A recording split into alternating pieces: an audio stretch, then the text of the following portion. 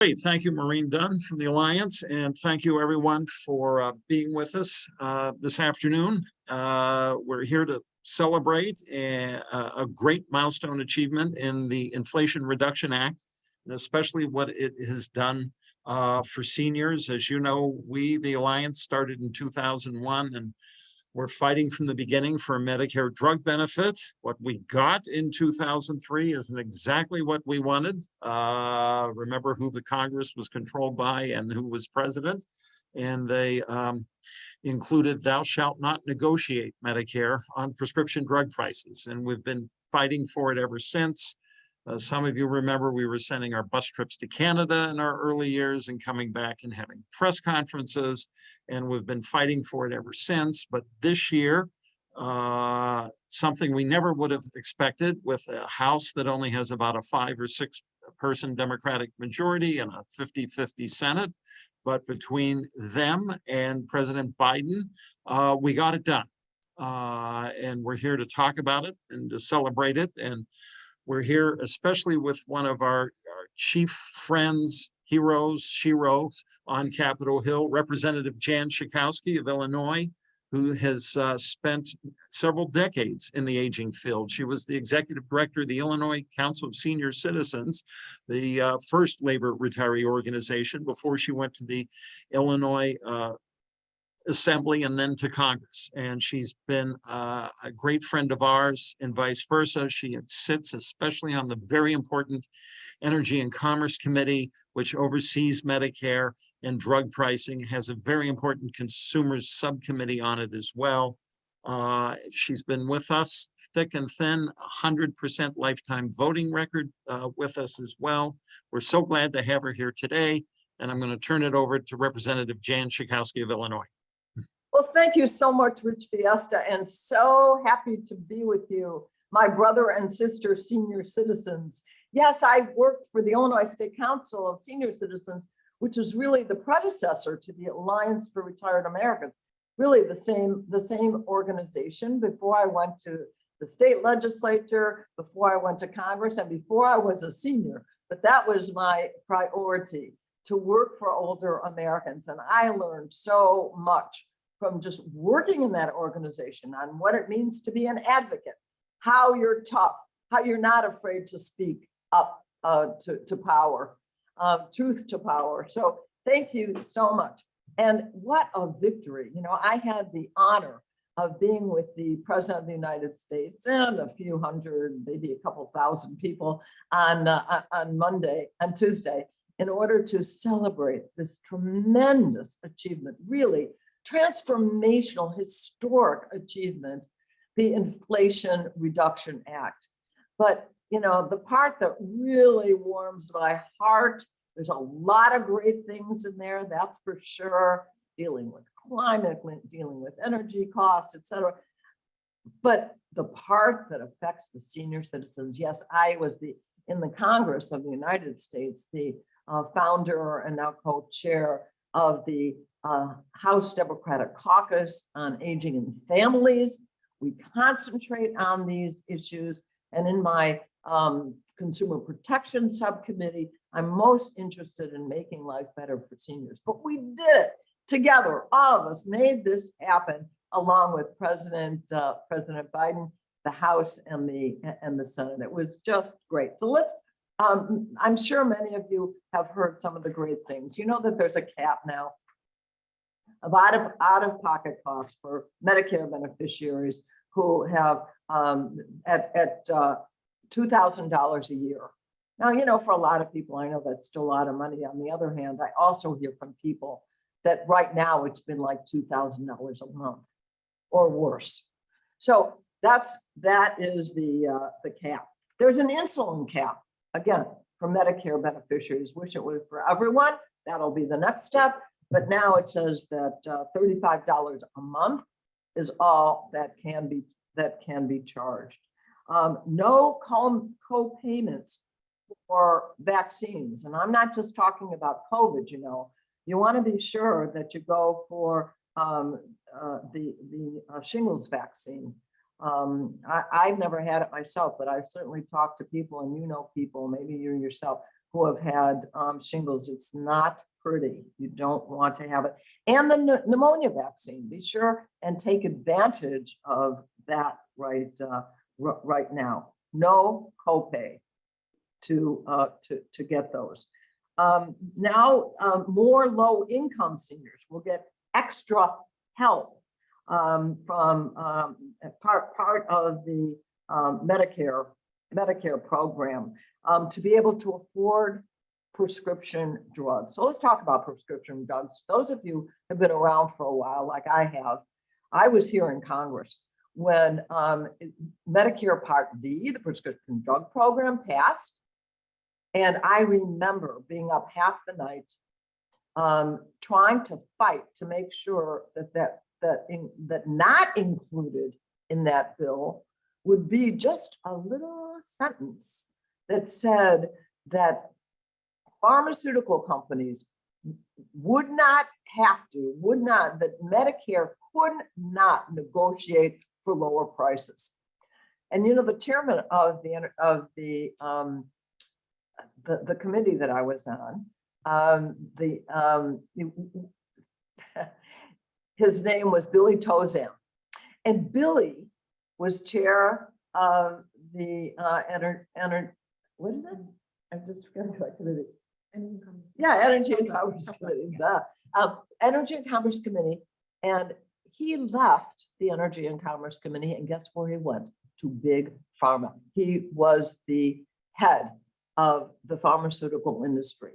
And I want to tell you, between now and then, which is almost 20 years, that this has been probably closer to trillions of dollars in the pocket of the pharmaceutical companies. So finally, with this bill, with the Inflation Reduction Act, that we are going to begin negotiating for lower drug prices through Medicare. Medicare will be able to negotiate. It's going to, take a little while to get this underway, and it's going to be 10 drugs at first.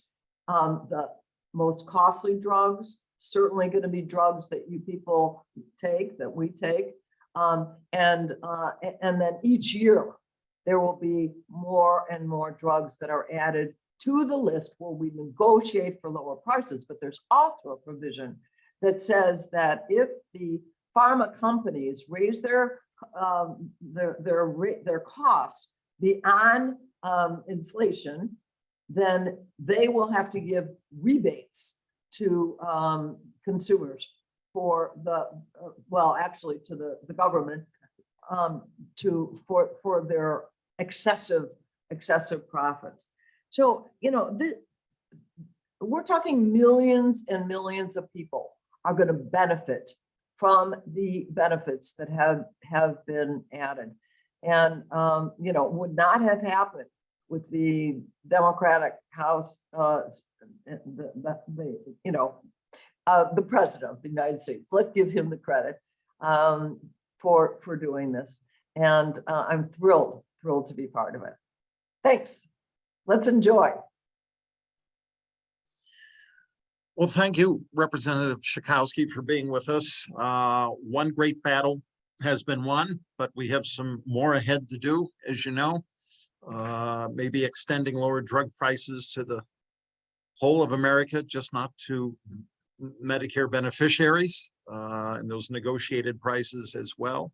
But we appreciate your being with us, and we also now have an expert on Medicare and another fighter for seniors and Medicare rights, David Lipschutz of the Center for Medicare Advocacy. The Alliance and the Center work together a lot individually and with other senior groups on making sure that people know what is available to them and what policies are going to make Medicare better for them as well. So welcome, David, and take it away. Thank you, Rich, and the Alliance Retired Americans for having me here today. And thank you, Congresswoman Schakowsky, for your many years of service on behalf of Medicare beneficiaries. Along with Rich, I had the pleasure of working with Kathy Hurwitz and many of your other excellent staff over the years, and your dedication has remained steadfast to trying to make the program better. So thank you.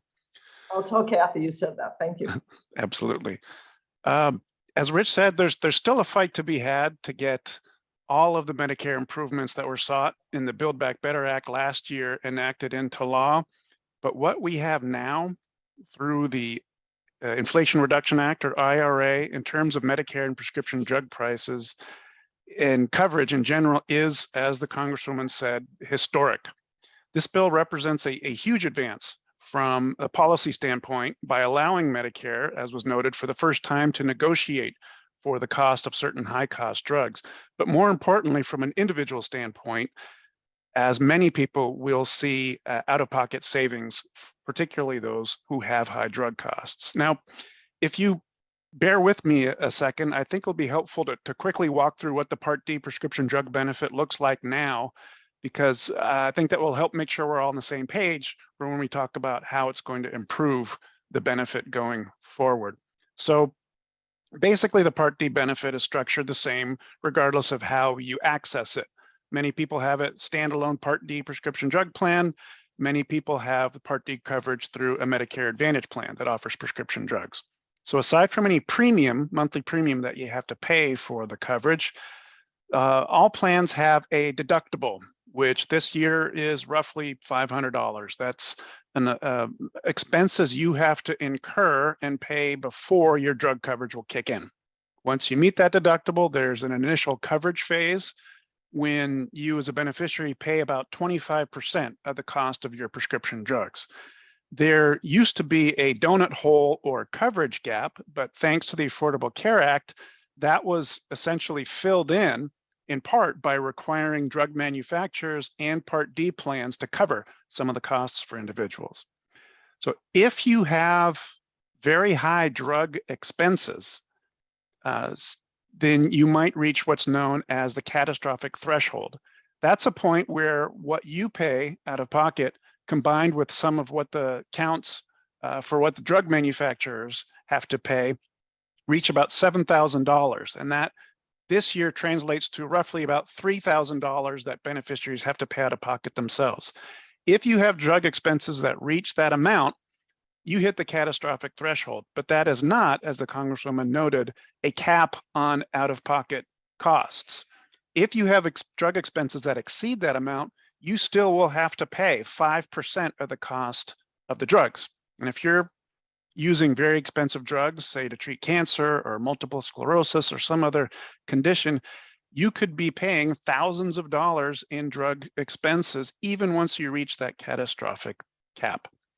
So with that in mind, let's turn back to the provisions of the IRA, the Inflation Reduction Act. And some provisions take effect right away in a few short months in 2023, whereas others will take a few years to ramp up and implement. So the Congresswoman hit on the number of the important highlights of the bill, but let's just walk quickly through the timeline. So starting in 2023, that's a few short months from now, three provisions of this bill kick in right away. The limits on insulin copays, reduced costs and improved coverage for Part D covered vaccines, and limits on how much drug companies can raise their prices on an annual basis. And walk through each of those in turns. First, the limits on insulin copays. Medicare beneficiaries who have prescription covered insulin under Part D will pay no more than $35 per month in copays, and that also applies to insulin that is furnished through durable medical equipment, such as insulin pumps and covered under Part B. People will be able to access this under Part D without having to first pay that deductible. And since there is a limited time between now, when the bill was signed into law and when it goes into effect, there's also a provision that that says that people who are charged more than this amount in the first few months of 2023 will be reimbursed for any excess charges. Now, you might, if you've been following this debate closely, you might have seen that the Senate tried to expand this provision to all private insurance coverage, but they didn't have the requisite votes to do that. But as Congresswoman Schakowsky mentioned, that is on the list of next things to accomplish. Secondly, taking effect in 2023, cost sharing for adult vaccines covered under Part D are eliminated. This applies even if you have not met that deductible. And as the Congresswoman pointed out, this applies to things like the shingles vaccine, which can be very costly. And third, the third provision taking effect right away in 2023 is really the first place where the government can put pressure on drug companies, and that's those rebates that the Congresswoman mentioned. The provision of the Inflation Reduction Act imposes checks on the annual rise in the cost of drugs. So drug companies will not be able to rise or increase the cost of their drugs faster than inflation without having to pay a rebate, without facing some kind of penalty that will be levied on them. If they rise their costs more than the rate of inflation, they have to pay a rebate. That money goes back into Medicare's coffers. Moving on to 2024, which, if you think about it, is roughly only 16 months away from now, a few other provisions take effect. Remember, we talked about the catastrophic threshold. That's if you have significant drug expenses and you get to that limit, which this year means roughly $3,000 in what you pay out of pocket. By 2024, that's estimated to be roughly about $3,200. Starting in 2024, that 5% of the cost of drugs that you pay above that is gone, is eliminated. People with very high drug expenses will no longer have to pay those costs above that catastrophic limit. Secondly, starting in 2024 and lasting through 2030, there will be a limit on how much Part D plans can increase their monthly premiums.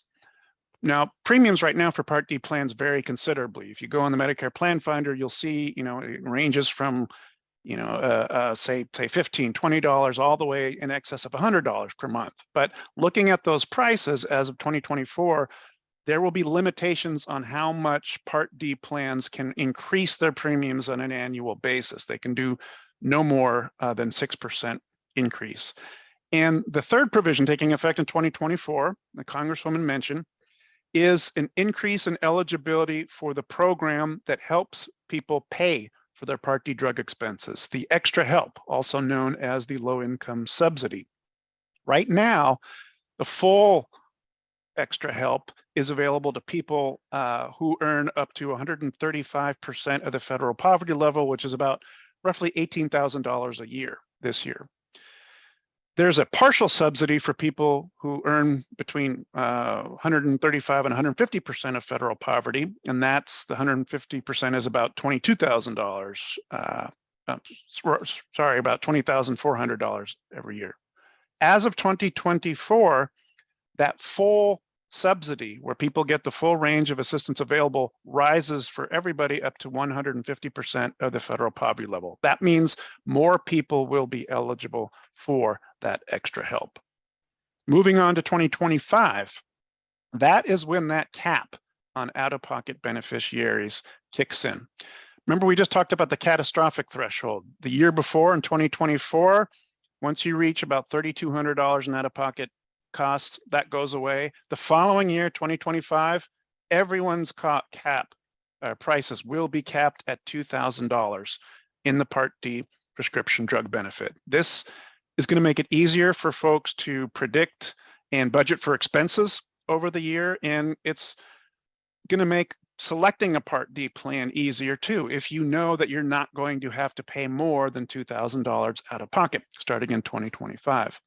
Also that year, there's going to be a provision that takes effect that will allow people to pay the money that they owe for prescription drugs over the course of a year. So many people encounter the situation where you're taking an expensive drug and you suddenly owe a lot of money all at once. Instead of requiring people to pay that money all at once, a so-called smoothing mechanism will take effect that will allow people to space out their expenses over their calendar year. So instead of that one big lump sum that might be due right when you need a drug at the beginning of the year, you can spread those costs out over the course of the calendar year. For example, by paying fixed monthly payments to your Part D plan.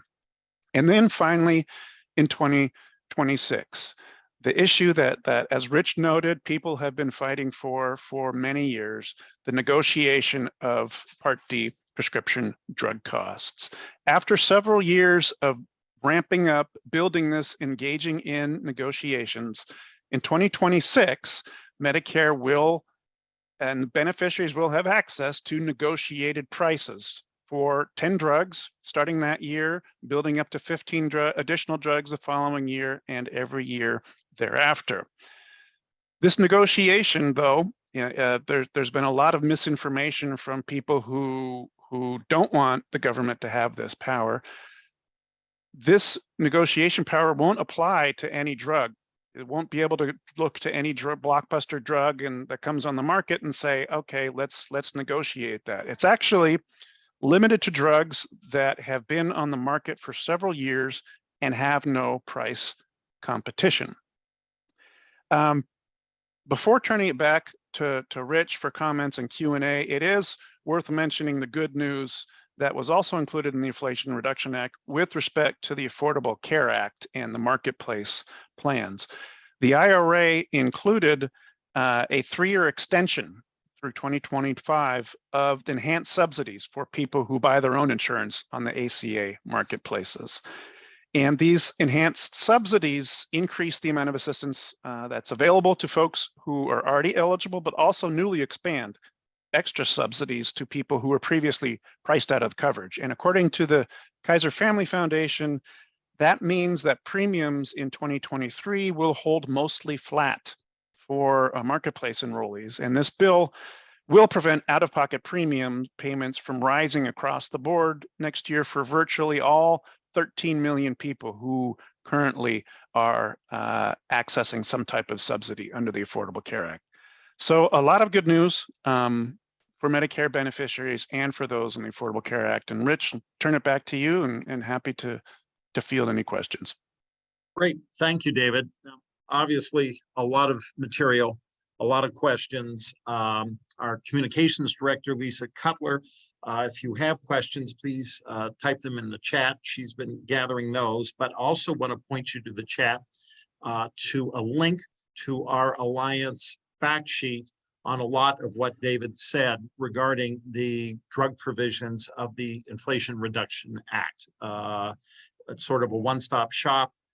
You can download that. You can also get it directly from our website, www.retiredamericans.org.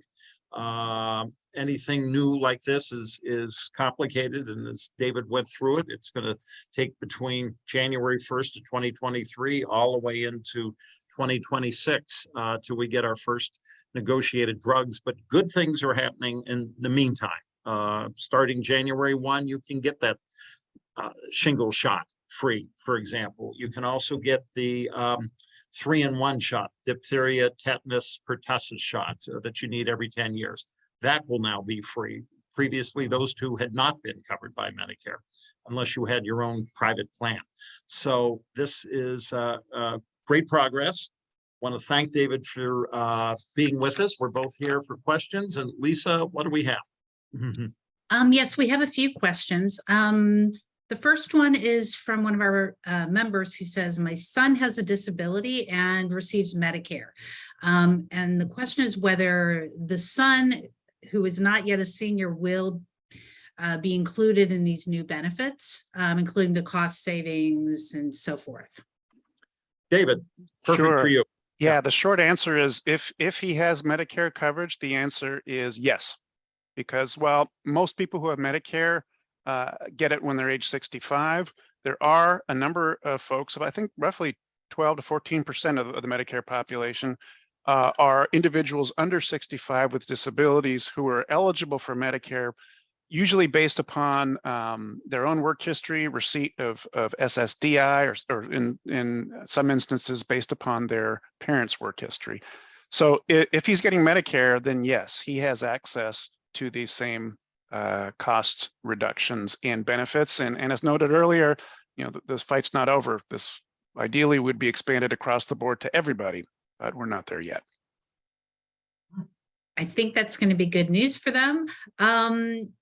A few questions that are variations on this one, which is what drugs do either of you think Medicare may try to negotiate first? Two people have actually said they take Eliquis, which is really expensive even with Part D. And they're hoping, I think, that it would be at the top of the list. Wow. Do you know how they're going to decide? Yeah, I'll start and then Sure. David can fill in. Starting in 2023, Medicare is supposed to scope out the top 100 most expensive drugs that are being used by Medicare recipients, and then start on the negotiating and the whole process towards 2026. We have a chart where Eliquis, which is a blood thinner, I didn't take Latin in high school, so a lot of these names are kind of, new to me. But just from personal experience, knowing family members and other members of the Alliance, it's a $9 billion drug a year right now. I am sure that will be at the top of the list as we get to those first 10 negotiations. Our Florida Alliance just had its convention today, and someone mentioned that in our convention meeting as well on Zoom today. It's at top of mind because of the very expensive monthly cost that it has. David, take it away. Yeah, the only thing I would add to that is that Rich noted, we're going to find out fairly soon. Starting, I think in September of next year, the Medicare program is going to publish their target list for drugs that will be at a lower negotiated price as of 2026. And it is a somewhat narrow universe. It has to be a drug that doesn't have, generic competition, and it has to have been on the market for a number of years. And I think it's like at least 9 years for small molecule drugs and 13 years for biologics. And some people have already started putting together target lists of drugs or drugs that they think will be on that. But we're going to find out what drugs are being negotiated well in advance of access to the actual negotiated prices. Right. Okay, we have a question, and this person says they're in a Medicare Advantage plan and is curious whether any of this will apply to them because they're not in traditional Medicare. And the answer is unequivocally yes. Yes, this applies equally to people who are on Medicare Advantage who get their Part D prescription drug coverage through that plan. The only difference there is that it's a whole other topic and could take up several hours on this, but Medicare Advantage plans are very well paid. Some people would say overpaid. And they use that extra money that they get to, among other things, reduce people's costs, including for Part D premiums. So most people in Medicare Advantage plans don't pay a separate Part D premium. So that provision that keeps premiums, below a certain rate probably isn't as relevant to people who get their prescription drug coverage through a Medicare Advantage plan. But all the rest of the provisions, the cap on drugs, the $35 copay, all of that is equally applicable to people in Medicare Advantage. Okay, one other question that's coming up a lot is about hearing, vision, and dental. I think these folks may be a little disappointed that didn't get over the finish line, and wondering how do we get it, or what are the prospects? Well, that's why we need to keep our friends in Congress and elect more of them to Congress, because we came in the original larger bill, we came close to getting hearing this year, but because of issues in the Senate, and we know it's 50-50, and we know what senators we're talking about, we didn't get it. However, the Biden administration on its own did a very good thing in that hearing aids now can be bought without prescription, over the counter, and the like there. So in the short term, we have hearing aids coming down in price, but vision and dental and hearing are, as you know, our long-term alliance goals. Our convention this year just reaffirmed that through resolution. And that's, another great issue for our activism going forward. David, you may want to know a little, or tell us a little more about the particulars of the hearing. Yeah, I couldn't agree more. We were equally disappointed that the Build Back Better, the precursor to the Inflation Reduction Act we're talking about today, did not include vision, hearing, and dental. Now, those same Medicare Advantage plans that I just noted are paid more than what traditional Medicare would spend on a given beneficiary often include some vision, hearing, and dental coverage, but it's not required, it's not standardized, and it's often very limited in scope, which in effect means, many people don't have access to any vision, hearing, and dental, and even if you have a plan that covers some of it, that coverage is often limited. As Rich noted, the FDA recently finalized a rule that will allow over-the-counter hearing aids to be sold, I think, starting next month, without a prescription. Now, they will not be covered by Medicare, but the thought is that it will bring prices down considerably. And this is for adults who have mild to moderate hearing loss. If you're an adult who has severe hearing loss or a child who has hearing loss, you're still going to need a prescription hearing aid, which, the prices are still remain fairly high. And then one more point with respect to dental. Another thing that the administration did do in a proposed rule recently is try to expand what's known as medically necessary dental coverage. Now, when we think of dental coverage, we usually think of teeth cleaning, filling cavities, removing teeth, things like that. But sometimes dental care is required before medical procedures can be done. One example would be like an organ transplant. If you have an oral infection, you can't get an organ transplant. If you have an oral, you could develop oral conditions as a result of, say, chemotherapy. And this proposal, and it's not finalized yet, it's still a proposal, would expand what Medicare would pay for in some of those instances where it's medically necessary. So as Rich said, we still need comprehensive expansion of coverage in this area, but there have been some smaller steps along the way, at least for some of these benefits. Okay. Question. This person has, I think they're retiree healthcare through the Federal Employees Health Benefits Plan. And does anything, which is also, of course, run by the government, does anything in the IRA carry over to that? Rich, you might be more familiar with FEHBP. Right, and then in fact, that program is also undergoing a transformation. My understanding is not directly now, but in some parts of the IRA, yes. I think a lot of that is still being worked out by OPM and Medicare. The best thing there is if you're a federal employee covered under the FEHB plans, is contact your plan itself. They should have by now given you some more information, and with the first of the year, a lot more coming out as well. And then we have a related question for someone who gets their drugs paid for through TRICARE, which I think is the military healthcare plan. Does anything in this carry over to them? Not that I'm aware of.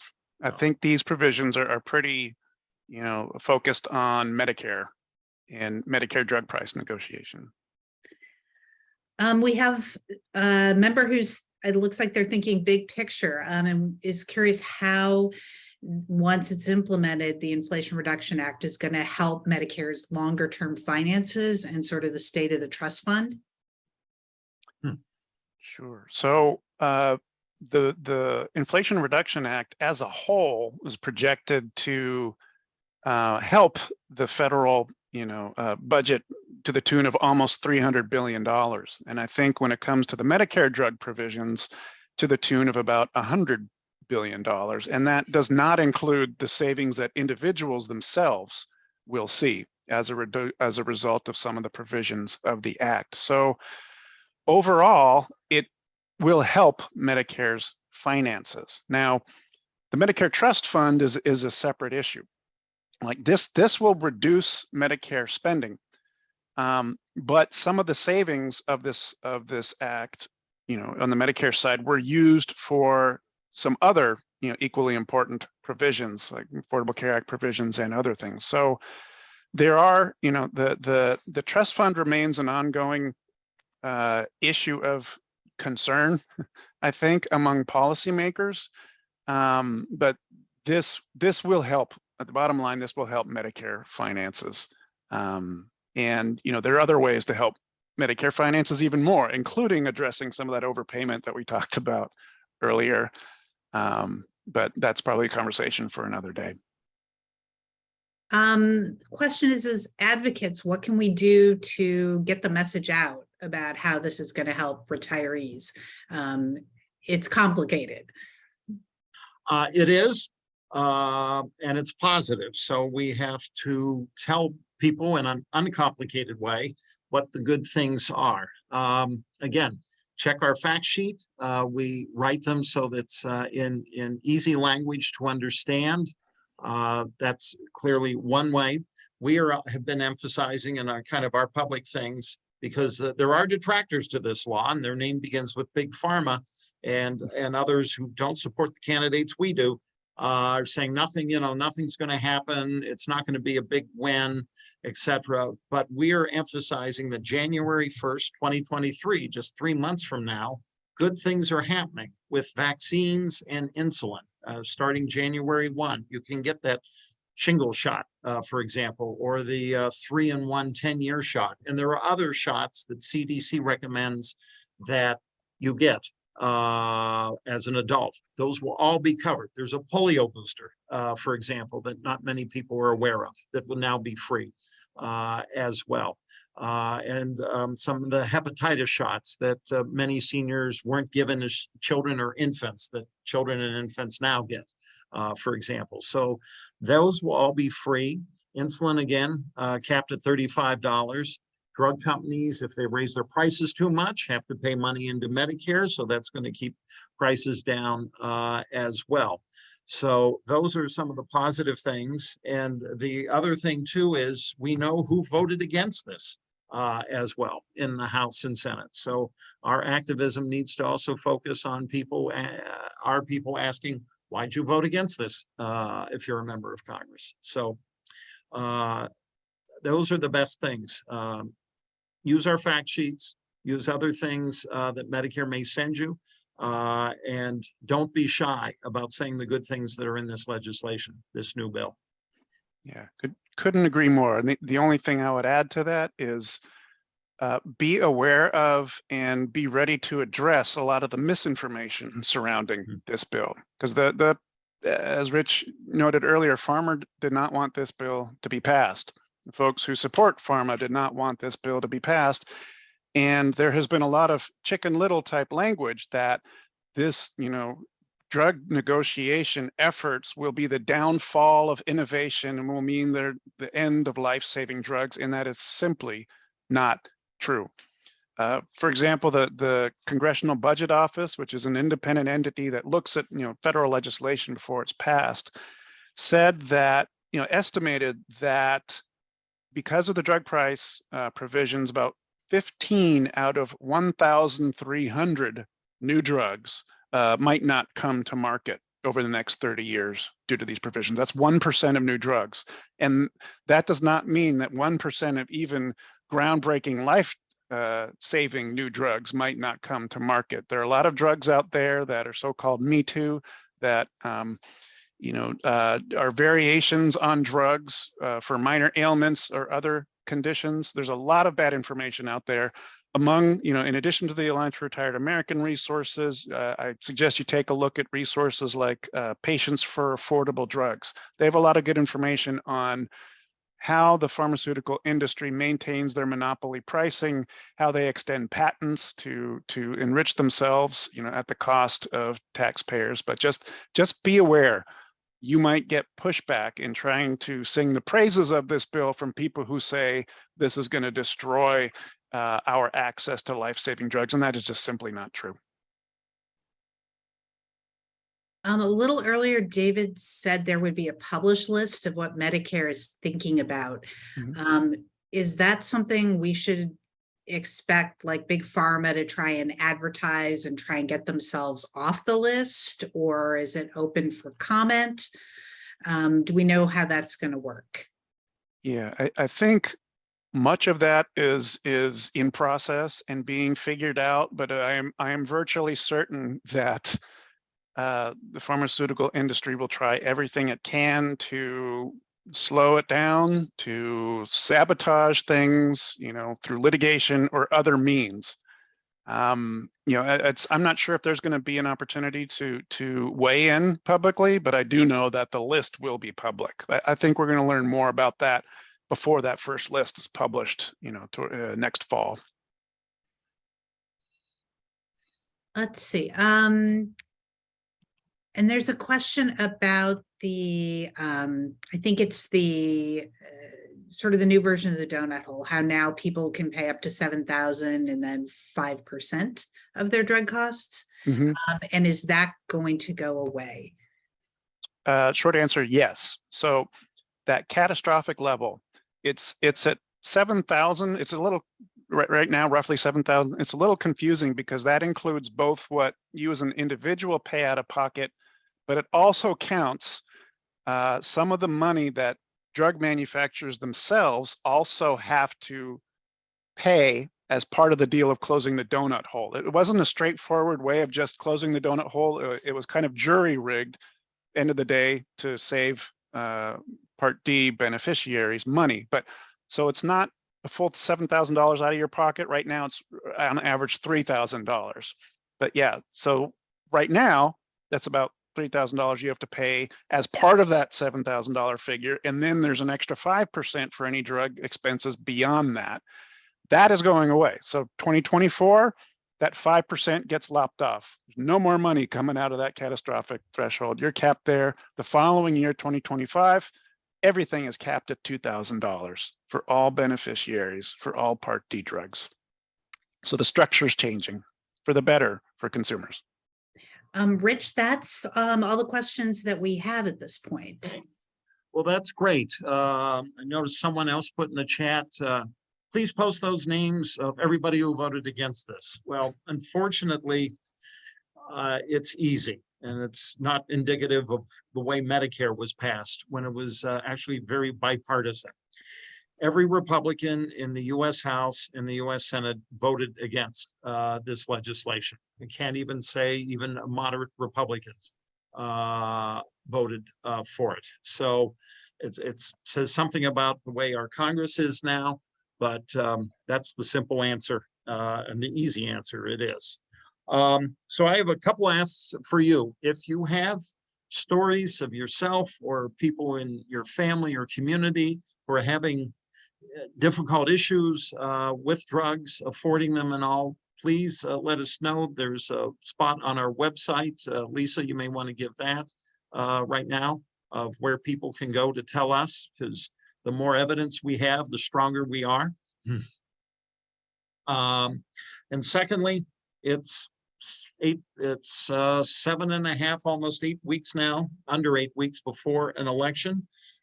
Please go check your voter registration and where you vote.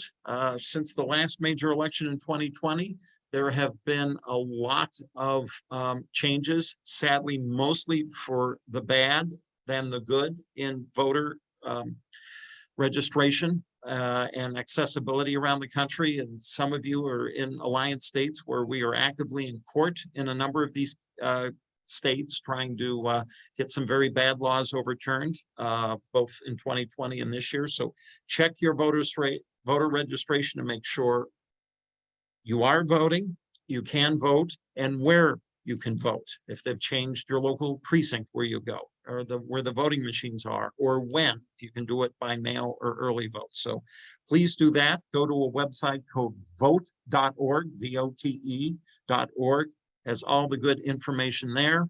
Lisa is now posted in the chat. If you have drug stories yourself, your family, it's simple, retiredamericans.org/stories. So do that. And then please check your email. We'll send you a link and a thank you message that you can send to your lawmakers, your members of the House and Senate later this evening to say thank you for voting for the Inflation Reduction Act.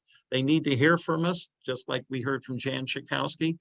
They're under a lot of pressure. Big Pharma is the biggest and most well-funded lobby in the United States.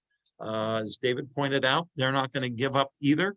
So we need to reinforce and thank those who stood with us. This has been a great almost hour. Of course, we thank Jan Schakowsky for being with us and her leadership now for decades on our issues. Having David Lipschutz with us from the Center for Medicare Advocacy. Also, they have a very good website and are there to help too, that people may have questions, especially as the laws are changing. And thank you, David, for being with us. And thanks to all of you out there for being Alliance activists and members in your home communities and states. We have a lot to do in the next 8 weeks, and we hope to see a lot of you out there being active, engaging with your friends, your neighbors, those of you within our labor and union programs as well, as we want to keep friends in Congress that we can expand on this already great piece of legislation that we have and make it better and more comprehensive and more covering of more people at better prices. So thanks again. As you know, every month we've been having seminars like this. Look for the next one, and please have a good rest of the day. Thank you.